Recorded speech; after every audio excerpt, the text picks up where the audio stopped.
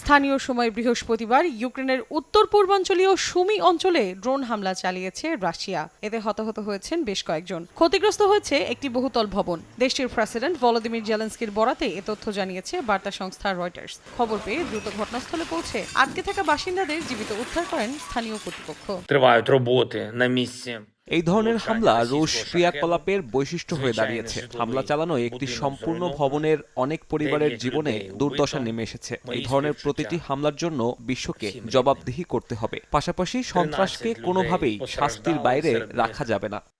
Дитина усім надається একই দিন দেশটির বিভিন্ন অঞ্চলে ৮১টি ড্রোন হামলা চালায় মস্কো। এতে ক্ষতিগ্রস্ত হয় বেশ কয়েকটি ব্যবসা প্রতিষ্ঠান, ধ্বংস হয় অন্তত ২০টি গাড়ি। জবাবে ৩৭টি ড্রোন গুলি করে ভূপাতিতের দাবি জানিয়েছে কিয়েভ।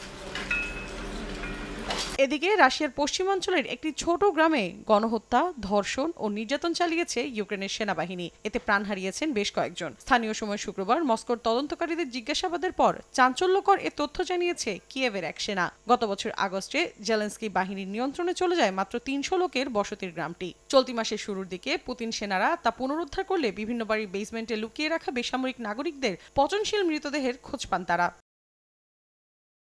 অন্যদিকে ইসরায়েল থেকে প্যাট্রিয়ট আকাশ প্রতিরক্ষার জন্য প্রায় ৯০টি কৌশলগত ক্ষেপণাস্ত্র পোল্যান্ডে পাঠানো হয়েছে। এরপর তা ইউক্রেনে পৌঁছে দেওয়া হবে বলে ৩টি অজ্ঞাত সূত্রের বরাতে এ তথ্য জানিয়েছে মার্কিন সংবাদ মাধ্যম অ্যাক্সিওস। চলতি সপ্তাহে এই বিষয়ে প্রকাশিত একটি প্রতিবেদনে অ্যাক্সিওস জানায়, মার্কিন বিমান বাহিনীর ঘাঁটি থেকে বেশ কয়েকটি ক্ষেপণাস্ত্র ইসরায়েলের দক্ষিণাঞ্চল হয়ে পোল্যান্ডের রেস্ট্রো শহরে পাঠানো হয়েছে। তবে এই বিষয়ে কোনো রকম মন্তব্য করতে অস্বীকৃতি জানিয়েছে পেন্টাগন।